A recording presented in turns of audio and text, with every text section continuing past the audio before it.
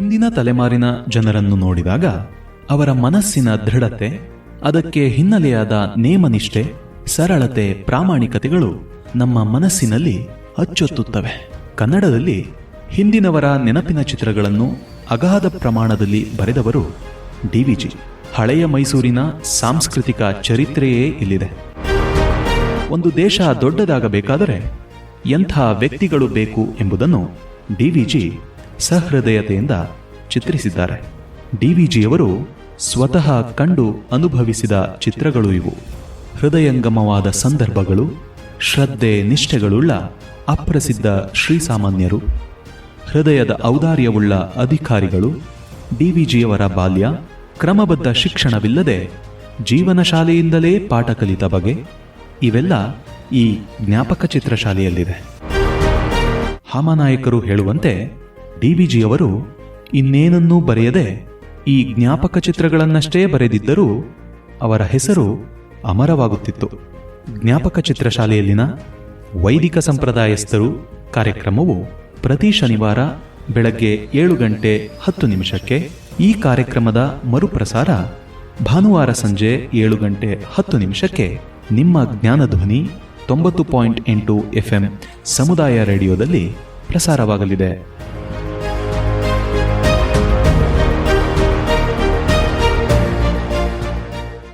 ಹಲವರು ಮಾಧ್ವ ಮಹನೀಯರು.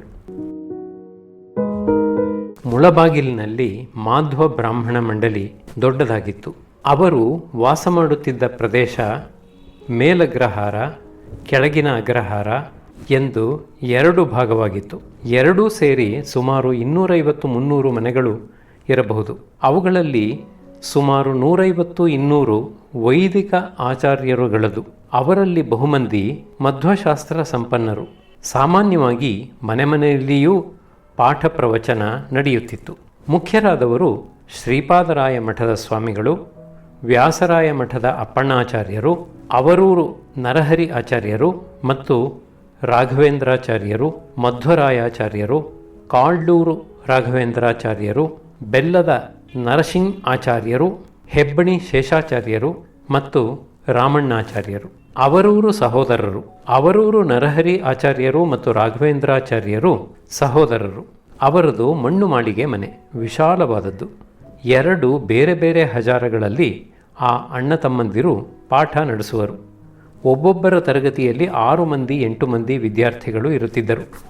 ತರ್ಕ ವೇದಾಂತಗಳು ಪಾಠ ವಿಷಯಗಳಲ್ಲಿ ಮುಖ್ಯ. ಬೆಳಗ್ಗೆ 8ರಿಂದ 11:30 ಪಾಠ ನಡೆಯುವುದು. ಸಂಜೆ 4ರಿಂದ 7ರವರೆಗೆ. ಬೋಧಕರಿಗೆ ಸಂಬಳವಿಲ್ಲ, ವಿದ್ಯಾರ್ಥಿಗಳಿಗೆ ಸ್ಕಾಲರ್ಶಿಪ್ ಇಲ್ಲ, ಪಾಠಶಾಲೆಗೆ ಸರ್ಕಾರದ ಗ್ರ್ಯಾಂಟ್ ಇಲ್ಲ. ವಿದ್ಯೋತ್ಸಾಹವೊಂದೇ ಅವರಿಗಿದ್ದ ಬಂಡವಾಳ. ಅವರೂರು ನರಹರಿ ಆಚಾರ್ಯರ ಮಕ್ಕಳು ವ್ಯಾಸಾಚಾರ್ಯರು ನನಗಿಂತ 1-2 ವರ್ಷ ಹಿರಿಯರು. ಅವರ ಮನೆಯಲ್ಲಿ ಒಂದು ಶ್ವೇತಛತ್ರಿ ಗುಡಿಗಳಲ್ಲಿಯೂ ಮಠಗಳಲ್ಲಿಯೂ ಇರುವಂತಹದ್ದು ಚಾವಣಿಗೆ ಕಟ್ಟಿದ್ದು ಕಾಣಿಸುತ್ತಿತ್ತು. ನಾನು ಅದೇನೆಂದು ಕೇಳಿದೆ. ವ್ಯಾಸಾಚಾರ್ಯರು ಹೇಳಿದರು, ನಮ್ಮ ತಾತಂದಿರೋ ಯಾರೋ ಪೂರ್ವಿಕರು ಪ್ರಚಂಡ ವಿದ್ವಾಂಸರಾಗಿದ್ದರಂತೆ. ಅವರಿಗೆ ಉತ್ತರಾದಿ ಸ್ವಾಮಿಗಳೋ ಯಾರೋ ಮೇನಾದಲ್ಲಿ ಕೂಡಿಸಿ ಮೆರವಣಿಗೆ ಮಾಡಿಸಿದರಂತೆ. ಆಗ ಇದನ್ನು ಗೌರವವಾಗಿ ಕೊಟ್ಟರಂತೆ. ಅದಕ್ಕೆ ನಾವೇನು ಮಾಡಬೇಕು? ಈ ಪದಾರ್ಥಕ್ಕೆ ನಮ್ಮ ಮನೆಯಲ್ಲಿ ಸ್ಥಳವಿಲ್ಲ, ಆದದ್ದರಿಂದ ಅಲ್ಲಿ ಕಟ್ಟಿದ್ದಾರೆ. ನರಹರಿ ಆಚಾರ್ಯರು ಸದ್ದಿಲ್ಲದ ಹಾಸ್ಯ ಸ್ವಭಾವದವರು. ಅವರ ಬಳಿ ವಿದ್ಯಾರ್ಥಿಯಾಗಿದ್ದವನ ತಂದೆಯೋ ತಾತನೋ ಎಂದಾದರೂ ಬಂದು ನಮ್ಮ ಹಣಮ ಹ್ಯಾಂಗದಾನೆ, ನಮ್ಮ ಭೀಮ ಹ್ಯಾಂಗದಾನೆ ಎಂದು ಕೇಳುತ್ತಿದ್ದರು. ಆಚಾರ್ಯರಿಗೆ ಹಣಮ ಭೀಮ ಎಂದರೆ ಯಾರೆಂದು ಗೊತ್ತಾಗುತ್ತಿರಲಿಲ್ಲ.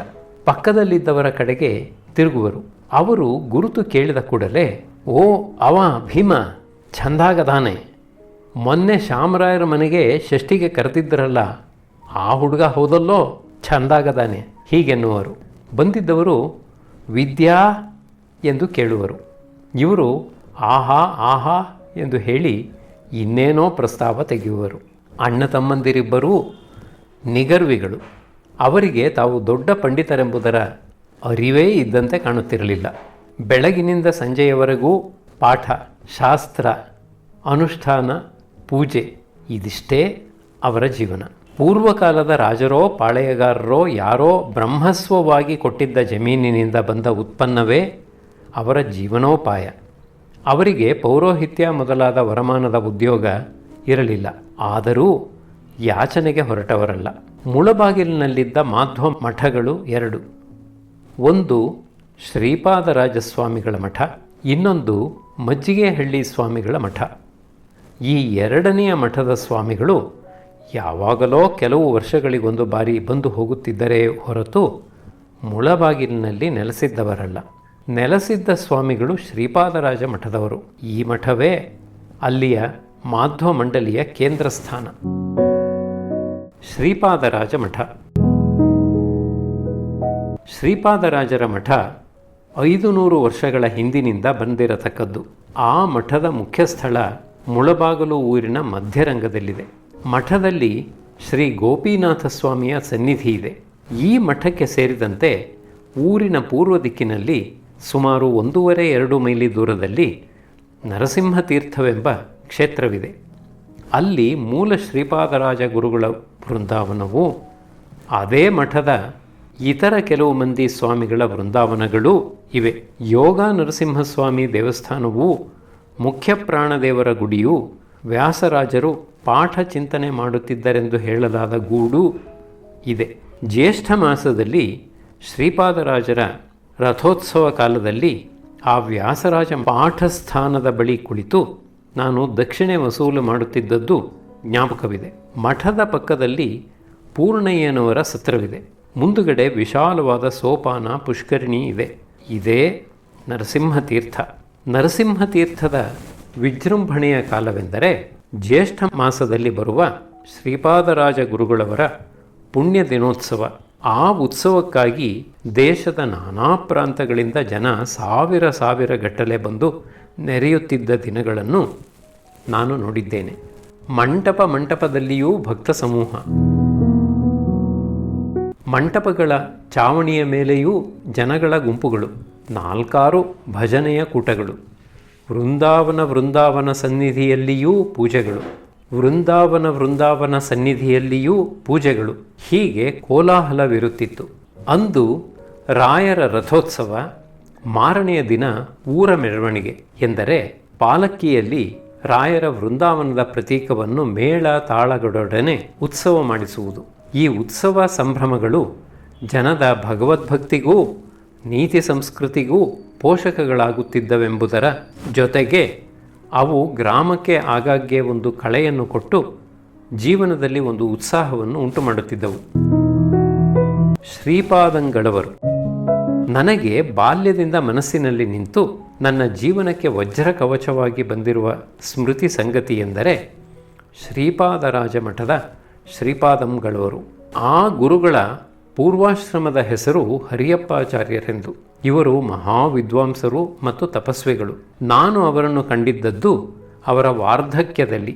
ಸಾಮಾನ್ಯವಾಗಿ ಬೆಳಗ್ಗೆ 6:45-7 ಗಂಟೆಯ ಸುಮಾರಿಗೆ ನನ್ನ ಸ್ಕೂಲು ಬಳಿ ಬಂದಾಗ ಸ್ವಾಮಿಗಳವರು ಪ್ರಾತರ್ವಿಧಿಗಳನ್ನು ಮುಗಿಸಿಕೊಂಡು ನೃಸಿಂಹತೀರ್ಥದ ಕಡೆಯಿಂದ ಆ ವೇಳೆ ಸರಿಯಾಗಿ ಅಲ್ಲಿಗೆ ಬರುತ್ತಿದ್ದರು. ಅವರ ಜೊತೆಯಲ್ಲಿ ಅವರ ಪೂರ್ವಾಶ್ರಮದ ಬೀಗರು, ಅವರ ಅನಂತರ ಪೀಠಾಧಿಕಾರಿಗಳೂ ಆದ ಹೆಬ್ಬಣಿ ಶ್ರೀನಿವಾಸಾಚಾರ್ಯ ಸ್ವಾಮಿಗಳು ಇರುತ್ತಿದ್ದರು. ಶ್ರೀ ಹರಿಯಪ್ಪಾಚಾರ್ಯ ಸ್ವಾಮಿಗಳನ್ನು ನಾನು ಕಂಡ ಕೂಡಲೇ ಎಲ್ಲಿ ನಿಂತಿದ್ದರೆ ಅಲ್ಲಿಂದಲೇ ನೆಲದ ಮೇಲೆ ಸಾಷ್ಟಾಂಗ ನಮಸ್ಕಾರ ಮಾಡುತ್ತಿದ್ದೆ. ಸ್ವಾಮಿಗಳವರು ನನ್ನನ್ನೇ ವಾತ್ಸಲ್ಯ ದೃಷ್ಟಿಯಿಂದ ನೋಡುತ್ತಿದ್ದು, ನಾನು ಎದ್ದು ನಿಂತ ಕೂಡಲೇ ಬಳಿಗೆ ಕರೆದು ತಲೆಯ ಮೇಲೆ ಕೈಯಿಟ್ಟು ಏನಾದರೊಂದು ಮಾತನಾಡಿಸುವರು. ಬಳಿಕ ಸ್ಕೂಲಿಗೆ ಹೋಗು ಎನ್ನುತ್ತಿದ್ದರು. ಅವರ ಆಶೀರ್ವಾದ ನನ್ನನ್ನು ಈ ಹೊತ್ತು ಕಾದುಕೊಂಡಿದೆ ಎಂದು ತಿಳಿದಿದ್ದೇನೆ. ಶ್ರೀ ಹರಿಯಪ್ಪಾಚಾರ್ಯ ಸ್ವಾಮಿಗಳು ಆಶ್ರಮ ಧರ್ಮನಿಷ್ಠರು, ಅತ್ಯಂತ ಉಪಶಾಂತರು. ವೇದಾಂತ ಶಾಸ್ತ್ರದಲ್ಲಿ ದ್ವೈತ ಭಾವನೆಯ ಅಂತರಂಗವನ್ನೂ ಉಪಾಸನಾ ಮರ್ಮವನ್ನೂ ತಿಳಿದುಕೊಳ್ಳಬೇಕು ಎನ್ನುವವರು ಶ್ರೀ ಹರಿಯಪ್ಪಾಚಾರ್ಯ ಸ್ವಾಮಿಗಳನ್ನು ಆಶ್ರಯಿಸುತ್ತಿದ್ದರು. ಅವರಲ್ಲಿ ಅನೇಕರು ಮಹಾಪಂಡಿತರೂ ಇದ್ದರು.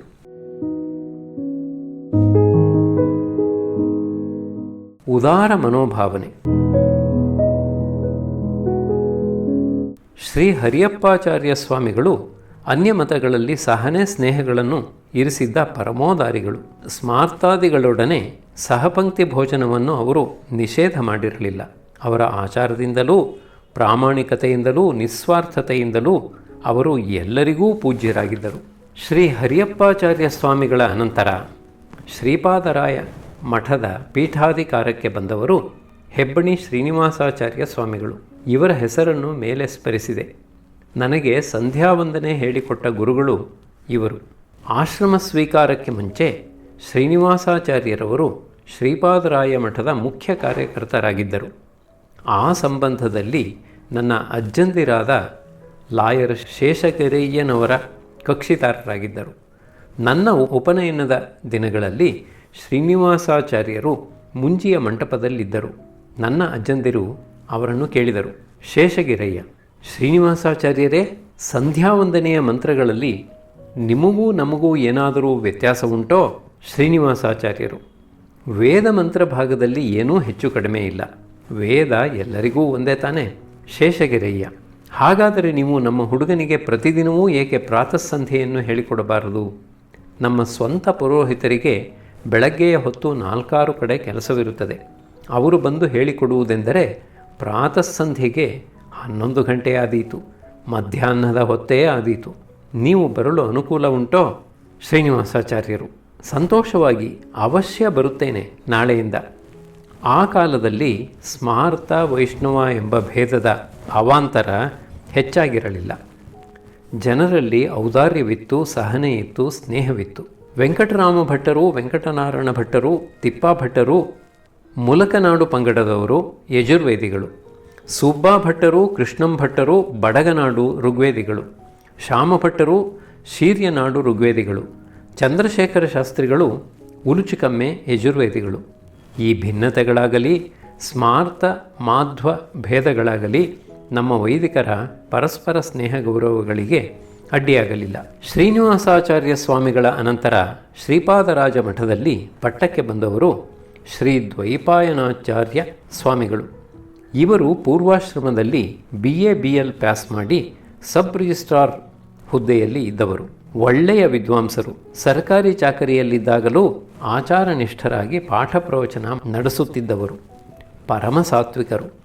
ಇವರು ಶ್ರೀ ಹರಿಯಪ್ಪಾಚಾರ್ಯ ಸ್ವಾಮಿಗಳ ಪೂರ್ವಾಶ್ರಮದ ಪುತ್ರರು. ಪೂರ್ಣ ಆಯಸ್ಸಿನವರೆಗೂ ದೃಢಕಾಯರಾಗಿ ಬಾಳಿ ತಮ್ಮ ಅನುಷ್ಠಾನಗಳನ್ನು ನಡೆಸಿದರು.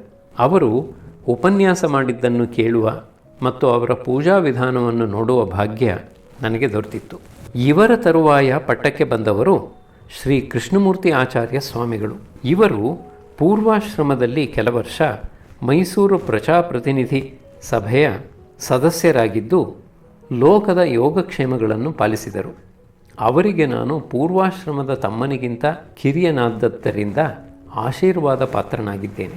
ಶ್ರೀನಿವಾಸಾಚಾರ್ಯರ ಎರಡನೆಯ ಮಗ ವೆಂಕಟರಮಣಾಚಾರ್ಯರು BA BL ಪಾಸ್ ಮಾಡಿ ಕೋಲಾರದಲ್ಲಿ ಅಡ್ವೊಕೇಟರಾಗಿದ್ದರು. ಚಿಕ್ಕ ವಯಸ್ಸಿನಲ್ಲಿಯೇ ದೈವಾಧೀನರಾದರು.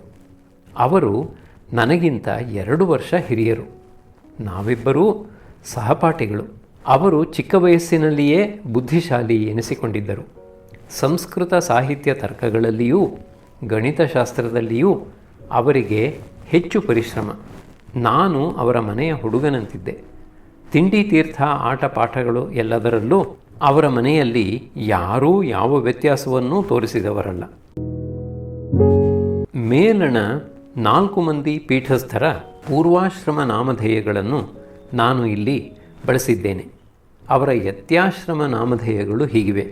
1 ಶ್ರೀ ಶ್ರೀ ಸುಧೀನಿಧಿತೀರ್ಥ ಶ್ರೀಪಾದಂಗಳವರು, ಶ್ರೀ ಹರಿಯಪ್ಪಾಚಾರ್ಯ ಸ್ವಾಮಿಗಳವರು. 2 ಶ್ರೀ ಶ್ರೀ ಮೇಧಾನಿಧಿ ತೀರ್ಥ ಶ್ರೀಪಾದಂಗಳವರು, ಶ್ರೀ ಶ್ರೀ ಶ್ರೀನಿವಾಚಾರ್ಯ ಸ್ವಾಮಿಗಳವರು. 3 ಶ್ರೀ ಶ್ರೀ ದಯಾನಿಧಿ ತೀರ್ಥ ಶ್ರೀಪಾದಂಗಳವರು, ಶ್ರೀ ದ್ವೈಪಾಯನಾಚಾರ್ಯ ಸ್ವಾಮಿಗಳವರು. 4 ಶ್ರೀ ಶ್ರೀ ಸತ್ಯನಿಧಿ ತೀರ್ಥ ಶ್ರೀಪಾದಂಗಳವರು, ಶ್ರೀ ಕೃಷ್ಣಮೂರ್ತ್ಯಾಚಾರ್ಯ ಸ್ವಾಮಿಗಳವರು. ಮುಳಬಾಗಿಲಿನ ಮಾಧ್ವ ಪಂಡಿತರಲ್ಲಿ ವ್ಯಾಕರಣ ಸಾಹಿತ್ಯಾದಿ ಪಾಠ ಹೇಳುವವರು ಅಪರೂಪ. ಅಂಥವರು ನನಗೆ ಗುರುಗಳಾಗಿದ್ದ ಕಾಶಿ ರಾಘವೇಂದ್ರಾಚಾರ್ಯರೊಬ್ಬರೇ.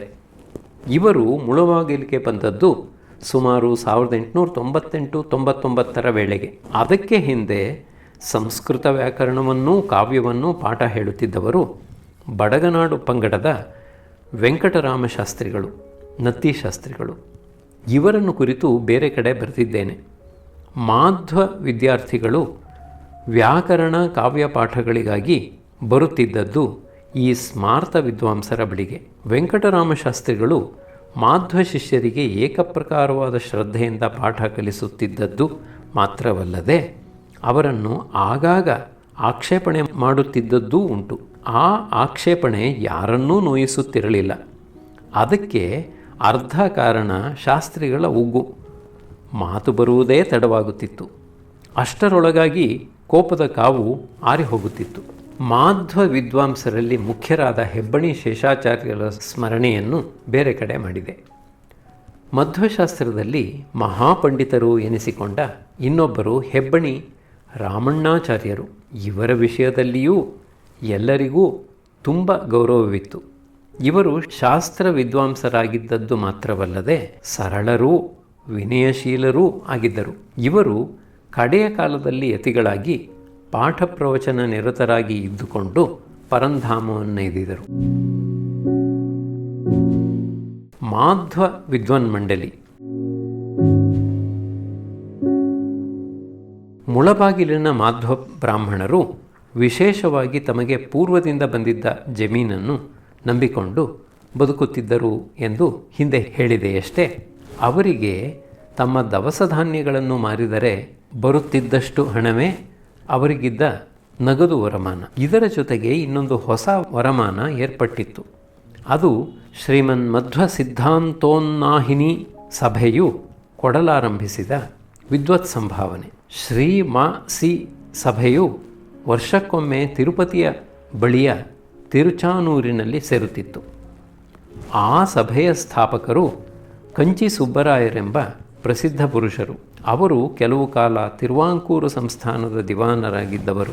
ಕೌಕೂರು ರಾಮಚಂದ್ರರಾಯರು ಅವರಿಗೆ ಸಹಾಯಕರಾಗಿದ್ದರು. ಅವರು ವಕೀಲರು. ಸಭೆಗೆ ಎಲ್ಲ ಪ್ರಸಿದ್ಧ ಮಾಧ್ವ ಕೇಂದ್ರಗಳಿಂದಲೂ ಜನ ಬರುತ್ತಿದ್ದರು. ಅವರಿಗೆ ಸ್ನಾನ ಭೋಜನಾದಿ ಸೌಕರ್ಯಗಳ ವ್ಯವಸ್ಥೆ ತೃಪ್ತಿಕರವಾಗಿರುತ್ತಿತ್ತು. ಸಭೆಗೆ ಬಂದ ವಿದ್ವಾಂಸರುಗಳಲ್ಲಿ ಮುಖ್ಯರಾದವರನ್ನು ಒಂದು ಪರೀಕ್ಷಕ ಸಮಿತಿಯನ್ನಾಗಿ ಗೊತ್ತು ಮಾಡುತ್ತಿದ್ದರು. ಈ ಸಮಿತಿಯು ಮಣಿಮಂಜರಿ, ಸುಮಧ್ವ ವಿಜಯ, ವಾಯುಸ್ತುತಿ, ಸುಧಾ, ಚಂದ್ರಿಕಾ ಮೊದಲಾದ ಮಧ್ವಮತ ಗ್ರಂಥಗಳನ್ನು ಕುರಿತು ಪರೀಕ್ಷೆ ನಡೆಸುತ್ತಿತ್ತು. ಆ ಪರೀಕ್ಷೆಗೆ ಕೂಡುತ್ತಿದ್ದವರು ಮಹಾಮಹಾ ಆಚಾರ್ಯರುಗಳ ಶಿಷ್ಯರು. ಪರೀಕ್ಷೆಗಳೆಲ್ಲ ಮುಗಿದ ಮೇಲೆ ಶಿಷ್ಯರಿಗೂ ಗುರುಗಳಿಗೂ ಸಹ ಸಂಭಾವನೆ ಕೊಡುತ್ತಿದ್ದರು. ಆ ಸಂಭಾವನೆ ಬಹುಮಟ್ಟಿಗೆ ನಗದು ಹಣದ ರೂಪದಲ್ಲಿ ಇರುತ್ತಿತ್ತು. ಬೆಳ್ಳಿಯ ಬಟ್ಟಲು, ಬೆಳ್ಳಿಯ ತಟ್ಟೆ, ಬೆಳ್ಳಿಯ ಘಂಟೆ ಮೊದಲಾದ ದೇವಪೂಜಾ ಪರಿಕರಗಳನ್ನು ಕೊಡುತ್ತಿದ್ದದ್ದುಂಟು. ಈ ವಿತರಣೆಯಲ್ಲಿ ಶಿಷ್ಯರಿಗೆ ದೊರೆಯುತ್ತಿದ್ದ ಸಂಭಾವನೆಯಲ್ಲಿ ದೊಡ್ಡ ಭಾಗ ಅವರ ಆಚಾರ್ಯರುಗಳಿಗೆ ಹೋಗುತ್ತಿತ್ತು. ಕೆಲಮಂದಿ ಪರೀಕ್ಷಕರು ಒಬ್ಬ ಆಚಾರ್ಯರ ಶಿಕ್ಷಕರಿಗೆ ಪಕ್ಷಪಾತ ಮಾಡಿ ಇನ್ನೊಬ್ಬ ಆಚಾರ್ಯರ ಶಿಷ್ಯರಿಗೆ ಅನ್ಯಾಯ ಮಾಡಿದರೆಂದು ಗೊಣಗಾಟ ನಡೆಯುತ್ತಿದ್ದದ್ದುಂಟು. ಇಂಥ ಅಸೂಯೆಗಳು ಒಂದು ಮಹಾ ಸಮಾರಂಭದಲ್ಲಿ ಅನಿವಾರ್ಯವಾಗುತ್ತವೆ. ನಾವು ಅವನ್ನು ಲೆಕ್ಕಿಸಬೇಕಾಗಿಲ್ಲ. ಒಟ್ಟಿನ ಮೇಲೆ ಶ್ರೀ ಮಾ ಸಿ ಸಭೆಯು ಮಾಧ್ವ ವರ್ಗದ ವಿದ್ವನ್ಮಂಡಲಿಗೆ ಪ್ರೋತ್ಸಾಹಪ್ರದವಾಗಿ ಪ್ರಯೋಜನಕರವಾಗಿತ್ತು ಎಂದು ಧಾರಾಳವಾಗಿ ಹೇಳಬಹುದು. ಕೆಲವು ವರ್ಷಗಳಾದ ಮೇಲೆ ಮಾಧ್ವ ಮಠಗಳ ಕಲಹಗಳ ಕಾರಣದಿಂದಲೂ ವೈಯಕ್ತಿಕ ಕಲಹಗಳ ಕಾರಣದಿಂದಲೂ ಆ ಸಭೆ ಒಡೆದು ಹೋಗಿ ಬೇರೆ ಸಂಸ್ಥೆಗಳು ಹುಟ್ಟಿಕೊಂಡವು. ಒಂದು ನಗುವಿನ ಪ್ರಕರಣ ಜ್ಞಾಪಕಕ್ಕೆ ಬರುತ್ತದೆ. ಅಪ್ಪಣಾಚಾರ್ಯರು. ಮುಳಬಾಗಿಲಿನಿಂದ ತಿರುಪತಿ ಸಭೆಗೆ ಹೋಗುತ್ತಿದ್ದ ಮಹಾವಿದ್ವಾಂಸರುಗಳಲ್ಲಿ ಶ್ರೀ ವ್ಯಾಸರಾಯ ಮಠದ ಅಪ್ಪಣಾಚಾರ್ಯರೂ ಒಬ್ಬರು. ಜನ ಬಾಯಿ ತಿರುಗದೆ ಅವರನ್ನು ಅಪ್ಪಳಾಚಾರ್ಯರು, ಹಪ್ಪಳಾಚಾರ್ಯರು ಎಂದು ಕರೆಯುತ್ತಿದ್ದುದುಂಟು. ಅಪ್ಪಣಾಚಾರ್ಯರು ಪಾಂಡಿತ್ಯದಿಂದಲೂ ಚಾರಿತ್ರ್ಯದಿಂದಲೂ ಗೌರವ ಪಡೆದಿದ್ದರು. ಆ ಊರಿನಲ್ಲಿ ಮಾತ್ರವಲ್ಲದೆ ದೇಶದ ಅನೇಕ ಕಡೆಗಳಲ್ಲಿ ಅವರು ಸನ್ಮಾನಿತರಾಗಿದ್ದರು. ಅವರಿಗೆ ಶಿಷ್ಯ ಸಂಪತ್ತೂ ಹೆಚ್ಚಾಗಿತ್ತು. ಒಂದಾನೊಂದು ವರ್ಷ ಸಭೆಗೆ ಅಪ್ಪಣಾಚಾರ್ಯರು ದಯಮಾಡಿಸಿದ್ದಾಗ ಕಾರ್ಯಕರ್ತರು ಅವರನ್ನು ಬಹುವಾಗಿ ಗೌರವಿಸಿದರು. ಒಂದು ಬೆಳ್ಳಿಯ ದೀಪಸ್ತಂಭ, ಒಂದು ಬೆಳ್ಳಿಯ ತಂಬಿಗೆ, ಶಾಲು ಇವನ್ನೆಲ್ಲ ಬಹುಮಾನವಾಗಿ ಕೊಟ್ಟಿದ್ದರು. ಅಪ್ಪಣಾಚಾರ್ಯರು ಈ ಬೆಲೆಯುಳ್ಳ ಸಾಮಾನುಗಳನ್ನು, ಅದರ ಜೊತೆಗೆ ತಮ್ಮ ಕೈಗೂ ಶಿಷ್ಯರಿಗೂ ಬಂದಿದ್ದ ದ್ರವ್ಯವನ್ನು, ತಮ್ಮ ಸ್ವಂತ ದೇವರ ಪೂಜೆಯ ಪೆಟ್ಟಿಗೆಯನ್ನು ಒಟ್ಟಿಗೆ ಮೂಟೆ ಕಟ್ಟಿ ಒಂದು ಗೋಣಿಚೀಲದಲ್ಲಿ ಭದ್ರಪಡಿಸಿಟ್ಟರು. ಆ ರಾತ್ರಿ ಅವರ ಪ್ರಯಾಣ ತಮ್ಮೂರಿಗೆ. ಆ ಕಾಲದಲ್ಲಿ ಈಗ್ಗೆ ಸುಮಾರು 70 ವರ್ಷಗಳ ಹಿಂದೆ ತಿರುಪತಿಯಿಂದ ಬೋರಿಂಗ್ಪೇಟೆಗೆ ಬರುವ ರೈಲು ದಾರಿಯಲ್ಲಿ ರೇಣಿಗುಂಟ ಎಂಬ ಜಂಕ್ಷನ್ ಇತ್ತು. ಅಲ್ಲಿ ಬಂಡಿ ಬದಲಾಯಿಸಬೇಕಾಗಿತ್ತು. ಆಗ ನಡುರಾತ್ರಿ 12 ಗಂಟೆ. ಅಪ್ಪಣಾಚಾರ್ಯರು ಅವರ ಶಿಷ್ಯರು 3ನೇ ತರಗತಿಯಲ್ಲಿ ಪ್ರಯಾಣ ಮಾಡುತ್ತಿದ್ದರು. ಅವರು ರೇಣಿಗುಂಟೆಯಲ್ಲಿ ಗಾಡಿ ಬದಲಾಯಿಸಿ ಬೋರಿಂಗ್ಪೇಟೆಗೆ ಬಂದು ಅಲ್ಲಿಂದ ಮಾರನೆಯ ದಿನ ಕಾಲ್ನಡಿಗೆಯಿಂದ ಮುಳಬಾಗಲಿಗೆ ಬಂದರು. ಅವರು ಹಿಂದಿರುಗಿ ಬರುವ ದಿವಸ ಸಂಬಂಧಪಟ್ಟ ಜನಕ್ಕೆ ಗೊತ್ತಿದ್ದರಿಂದ ಆಚಾರ್ಯರ ಇಷ್ಟಮಿತ್ರರೂ ಶಿಷ್ಯಾಭಿಮಾನಿಗಳು ಕುತೂಹಲದಿಂದ ಆಚಾರ್ಯರ ಮನೆಯ ಹತ್ತಿರ ನೆರೆದಿದ್ದರು. ನಮ್ಮ ಆಚಾರ್ಯರಿಗೆ ಏನೇನು ಬಹುಮಾನ ಬಂತು, ಶಿಷ್ಯರಿಗೆ ಎಷ್ಟೆಷ್ಟು ಸಂಭಾವನೆ, ಇದನ್ನು ತಿಳಿದುಕೊಳ್ಳಲು ಎಲ್ಲರಿಗೂ ಆತರ. ಆಗ ಆಚಾರ್ಯರು ಅವರ ಮನೆಯ ಜಗುಲಿಯ ಮೇಲೆ ಕುಳಿತು ತಮ್ಮ ಮುಖ್ಯ ಶಿಷ್ಯನನ್ನು ಕರೆದು ಹೇಳಿದರು, ಎಲ್ಲ ಆ ಚೀಲ ಬಿಚ್ಚಿ ಎಲ್ಲರಿಗೂ ತೋರಿಸು. ಶಿಷ್ಯನು ಅಪ್ಪಣೆಯಾದಂತೆ ಗೋಣಿಚೀಲದ ಗಂಟನ್ನು ಬಿಚ್ಚಿದ. ಹೊರಕ್ಕೆ ಹೊರಟಿತು ಒಬ್ಬ ದಾಸಯ್ಯನ ಗರುಡಗಂಪ, ಒಂದು ಮುಸುರೆಯ ಮಡಕೆ, ಒಂದು ಜಾಗಟೆ ಮತ್ತು ಜಾಗಟೆಯ ಕೋಲು, ಕೊಳೆತ ತೆಂಗಿನಕಾಯಿ ಚೂರುಗಳು ಇತ್ಯಾದಿ. ಬೆಳ್ಳಿಯ ಸಾಮಾನಾಗಲಿ ಹಣವಾಗಲಿ ಕಾಣಿಸಲಿಲ್ಲ. ಎಲ್ಲರಿಗೂ ಆಶ್ಚರ್ಯವಾದದ್ದು ಸ್ವಾಭಾವಿಕ ತಾನೆ. ಮುಖ ಜೋಲು ಬಿತ್ತು. ಆಚಾರ್ಯರು 10 ನಿಮಿಷ ಮೌನವಾಗಿ ಚಿಂತಿಸಿ ಹೀಗೆಂದರು, ಆಚಾರ್ಯರು, ಎಲ್ಲ ನಾವು ಕುಳಿತಿದ್ದ ರೈಲು ಡಬ್ಬಿಯಾಗೆ ಒಬ್ಬ ನಾಮ ಹಾಕಿದ ದಾಸಯ್ಯ ಕುಳಿತಿದ್ದ, ಹೌದಲ್ಲೋ? ಶಿಷ್ಯರು, ಹೌದು. ಆಚಾರ್ಯರು, ನೀವು ನಮ್ಮ ಚೀಲ ತರುವುದನ್ನು ಬಿಟ್ಟು ಅವನ ಚೀಲ ತಂದು ಬಿಟ್ಟಿದ್ದೀರೆಂದು ತೋರುತ್ತದೆ. ಶಿಷ್ಯರು, ಹಾಗಿದ್ದರೂ ಇದ್ದೀತು. ಅರ್ಧರಾತ್ರಾಗೆ ನಿದ್ದೆ ಕಣ್ಣಿನಲ್ಲಿ ಒಂದಕ್ಕೆ ಇನ್ನೊಂದು ಭ್ರಮಿಸಿ ಹೀಗೆ ತಪ್ಪು ನಡೆದಿರಬಹುದು. ಆಚಾರ್ಯರು, ಆ ದಾಸಯ್ಯ ಯಾವನೋ, ಎಲ್ಲಿ ಹೋದನೋ, ಈಗ ಪತ್ತೆ ಮಾಡುವುದು ಹ್ಯಾಂಗೆ? ಇದು ನಮ್ಮ ಪ್ರಾರಬ್ಧ, ನಾವು ಅನುಭವಿಸಬೇಕಾದದ್ದು. ಹೀಗೆ ಸಮಾಧಾನ ಮಾಡಿಕೊಂಡರು. ಸಭಾ ಕಲಾಪಗಳು. ಶ್ರೀಮನ್ಮಧ್ವ ಸಿದ್ಧಾಂತೋನ್ನಾಹಿನಿ ಸಭೆಯ ಸಂಚಾಲಕರು ಪ್ರತಿ ವರ್ಷವೂ ಆ ವರ್ಷದ ಸಭೆಯ ಆದಾಯ ವ್ಯಯಗಳನ್ನು, ಕಾರ್ಯಕಲಾಪಗಳನ್ನು ಕುರಿತ ವರದಿಯ ಪುಸ್ತಕ ಪ್ರಕಟಿಸುತ್ತಿದ್ದರು. ಅದು ಭಾರೀ ಪುಸ್ತಕ. ಅದರಲ್ಲಿ ಸಭೆಯಲ್ಲಾದ ವಾಕ್ಯಾರ್ಥ ಚರ್ಚೆಗಳ ಸಾರಾಂಶವನ್ನೂ ಕೊಡುತ್ತಿದ್ದರು. ಇದು ಶಾಸ್ತ್ರ ಕುತೂಹಲಿಗಳಿಗೆ ಪ್ರಯೋಜನಕರವಾಗಿತ್ತು. ಒಂದು ಸಾರಿ ದ್ವಾಸುಪರ್ಣ ಸಯುಜ ಸಖಾಯ ಎಂಬ ಶ್ರುತಿಯ ಮೇಲೆ ನಡೆದ ವಾದ ವಿವಾದಗಳ ವರದಿಯನ್ನು ಓದಿದ್ದು ನನಗೆ ಜ್ಞಾಪಕವಿದೆ. ಮಠಗಳ ವಿವಾದದ ವರದಿಯೂ ಇರುತ್ತಿತ್ತು. ಸಭಾಸ್ಥಾನದಲ್ಲಿದ್ದ ಶ್ರೀಮದ್ವೇದವ್ಯಾಸ ಮೂರ್ತಿಯ ಪೂಜೆ ನಡೆಸುವ ಅಧಿಕಾರ ಯಾವ ಮಠದ್ದು, ಅಗ್ರತೀರ್ಥ ಯಾವ ಮಠದ್ದು, ನೈವೇದ್ಯ ಸಮರ್ಪಣೆ ಯಾರಿಂದ ಆಗಬೇಕಾದದ್ದು, ಇಂಥ ಅವಾಂತರ ವಿಷಯಗಳ ಮೇಲಣ ವಾಗ್ವಾದಗಳ ಪ್ರಸ್ತಾವ ಆ ವರದಿಯ ಪುಸ್ತಕದಲ್ಲಿ ಇರುತ್ತಿತ್ತು. ಶ್ರೀಮದ್ ಉತ್ತರಾದಿ ಮಠಕ್ಕೂ ಶ್ರೀಮದ್ ವ್ಯಾಸರಾಯ ಮಠಕ್ಕೂ ತಕರಾರು ಬಂದಿತ್ತೆಂದು ನನ್ನ ಜ್ಞಾಪಕ. ಆ ತಕರಾರೇ ಸಭೆಗೆ ಕೊಡಲಿಯಾಯಿತು. ಸೇಡು ಉಳಿಯಿತು, ಸಂಸ್ಥೆ ಅಳಿಯಿತು. ಮಠಗಳ ವೈಷಮ್ಯ. ಮುಳಬಾಗಿಲಿನಲ್ಲಿದ್ದ ಮಾಧ್ವ ಮಠಗಳು 2 ಹೇಳಿದ್ದೇನೆ. ಆ 2 ಮಠಗಳಿಗೂ ಒಂದು ವೈಷಮ್ಯ ಕಾರಣ ಹುಟ್ಟಿಕೊಂಡಿತು. ಮಜ್ಜಿಗೆಹಳ್ಳಿ ಸ್ವಾಮಿಗಳು ಊರಿನಲ್ಲಿ ನೆಲೆಸಿದ್ದವರಲ್ಲವೆಂದು, ಆಗಾಗ ಬಂದು ಹೋಗುತ್ತಿದ್ದವರೆಂದು ಹೇಳಿದೆನಲ್ಲವೇ. ಆ ಸ್ವಾಮಿಗಳು ರಸಿಕೋದಾರಿಗಳು. ಮಠದಲ್ಲಿ ಆನೆ ಕುದುರೆಗಳನ್ನು ಇಟ್ಟಿದ್ದದ್ದಲ್ಲದೆ ಆ ಪ್ರಾಣಿಗಳಲ್ಲಿ ವಾತ್ಸಲ್ಯ ತೋರುತ್ತಿದ್ದರು. ಮಜ್ಜಿಗೆಹಳ್ಳಿ ಸ್ವಾಮಿಗಳು ಆನೆಗಳ ಪಕ್ಕದಲ್ಲಿ ನಿಂತು ರಾಮ್ ಬೋಲ್, ಸೀತಾ ಬೋಲ್ ಎಂದು ಆಜ್ಞೆ ಮಾಡಿದಾಗ ಆನೆಯು ಬೃಂಹಿತ ಮಾಡಿದ್ದನ್ನು ನೋಡಿ ಕೇಳಿದ್ದೇನೆ. ಸ್ವಾಮಿಗಳು ಸರಸಿಗಳು, ಆದರೆ ತಮ್ಮ ಮಠದ ಮೇಲ್ಮೆಯ ವಿಷಯದಲ್ಲಿ ಅಭಿಮಾನವುಳ್ಳವರು. ಒಂದು ಸಾರಿ ನಾನು ಪ್ಯಾಸ್ ಮಾಡಿರುವ ಏಕೈಕ ಪರೀಕ್ಷೆಯಾದ ಲೋಯರ್ ಸೆಕೆಂಡರಿ ಪರೀಕ್ಷೆಗೋಸ್ಕರ ಕೇಂದ್ರವಾಗಿ ನಿಯಮಿತವಾಗಿದ್ದ ಕೋಲಾರಕ್ಕೆ ಪ್ರಯಾಣ ಮಾಡುತ್ತಿದ್ದೆ. ನಾವು 8-10 ಮಂದಿ ವಿದ್ಯಾರ್ಥಿಗಳು. ನಾವು ನನ್ನ ಮೇಷ್ಟರು 2 ಎತ್ತಿನ ಗಾಡಿಗಳಲ್ಲಿ ಪಯಣಿಸುತ್ತಿದ್ದೆವು. ತಂಬುಹಳ್ಳಿ ಎಂಬುದು ಮುಳಬಾಗಿಲಿನಿಂದ 9 ಮೈಲಿ ದೂರ. ಕೋಲಾರ ಅಲ್ಲಿಂದ 9 ಮೈಲಿ. ಅಲ್ಲಿ ಪಾಲಾರ್ ನದಿ ಹರಿಯುತ್ತದೆ. ಈ ತಂಬುಹಳ್ಳಿಯಿಂದ ದಕ್ಷಿಣಕ್ಕೆ 1 ಮೈಲಿ ಆಚೆ ಮಜ್ಜಿಗೆಹಳ್ಳಿ. ನಮ್ಮ ಪ್ರಯಾಣದ ದಿವಸ ಬೆಳಗ್ಗೆಯೇ ಮೋಡವಾಗಿತ್ತು. ತಂಬುಹಳ್ಳಿಗೆ ಬರುವ ವೇಳೆಗೆ ಮಳೆ ಧಾರಾಕಾರವಾಗಿ ಸುರಿಯುತ್ತಿತ್ತು. ಅಂಥ ಮಳೆಯನ್ನು ನಾನು ಕಂಡಿರುವುದು 4-5 ಸಾರಿ ಮಾತ್ರ.